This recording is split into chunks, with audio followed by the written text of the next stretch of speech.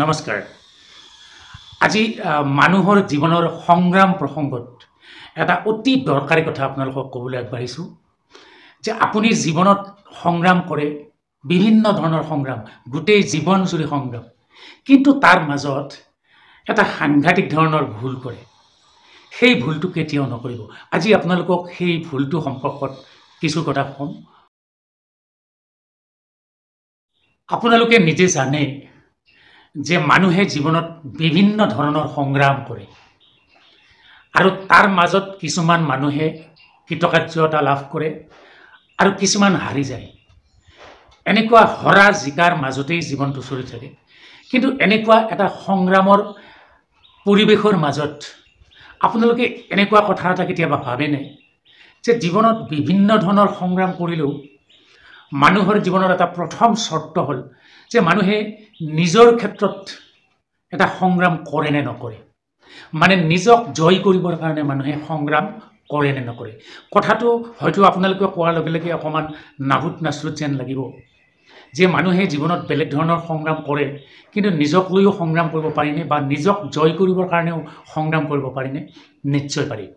শুনক, আমি আমাৰ এই দৃশ্যপটত আমি যে এইখন পৃথিৱীত জন্ম লাভ কৰিছোঁ, ইয়াত যে আমি জীয়াই থাকিবলৈ বিভিন্ন ধৰণৰ সংগ্ৰাম কৰিছোঁ, এই সংগ্ৰামৰ মাজত নিজৰ সৈতে যুঁজ কৰা এখন ডাঙৰ সংগ্ৰাম।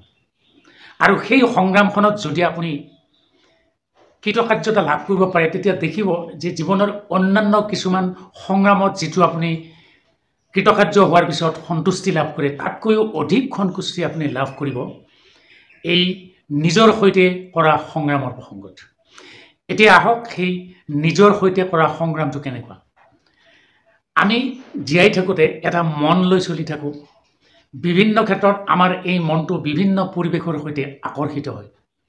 ধৰি লওক মাদক দ্ৰব্য ল'বৰ কাৰণে, ধৰি লওক বেয়া কাম এটা কৰিবৰ কাৰণে, অথবা বিভিন্ন ধৰণৰ কাম কৰিবৰ কাৰণে আমাক মনটোৱে বিভিন্ন প্ৰকাৰে পৰিচালিত কৰি থাকে।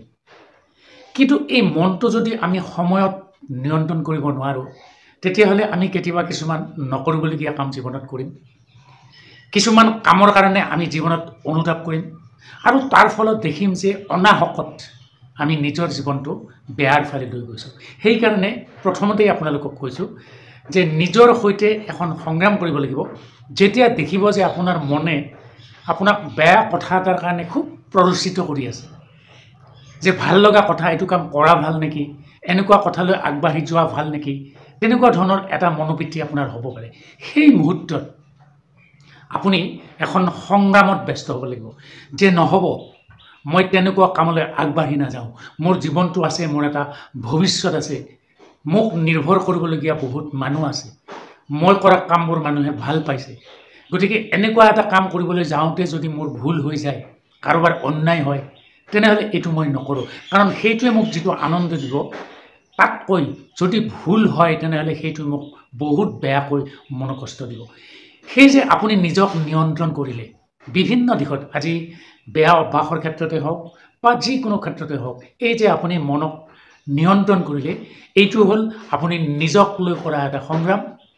আৰু এই সংগ্ৰামত যদি আপুনি নিজক নিয়ন্ত্ৰিত কৰিব পাৰিছে, তেনেহ'লে আপুনি কৃতকাৰ্য হ'ল। এনেকুৱা জীৱনৰ প্ৰতিটো কথাতে যদি আপুনি নিজৰ জীৱনটোৰ প্ৰসংগত কিছুমান সংগ্ৰামত ভৰ্তি হয়, তেতিয়াহ'লে আপুনি জীৱনত অন্যান্য কিছুমান সংগ্ৰাম নকৰিলেও চলে। কিছুমান কথা আমাৰ প্ৰাকৃতিক, যে খুব বেছি আতংককাৰীকৈ থাকিবলৈ আমি খুব ভাল এটা ঘৰ পাবলৈ আমি হয়তো বহুত সংগ্ৰাম কৰিবলগীয়া হয়, কিন্তু সেইটো নকৰিলেও চলে, কাৰণ আমি সাধাৰণভাৱেও জীয়াই থাকিব পাৰোঁ।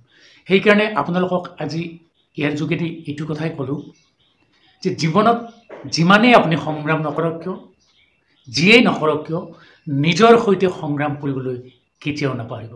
ধন্যবাদ। আজি হঠাৎ কথাটো মনলৈ আহিল, আপোনালোকক ক'লোঁ। কিবা মনত সুদুৱনি থাকিলে, কিবা ক'বলগীয়া থাকিলে নিশ্চয় মন্তব্যৰ বাকচত ক'ব। ধন্যবাদ। ইমানতে সামৰিছোঁ।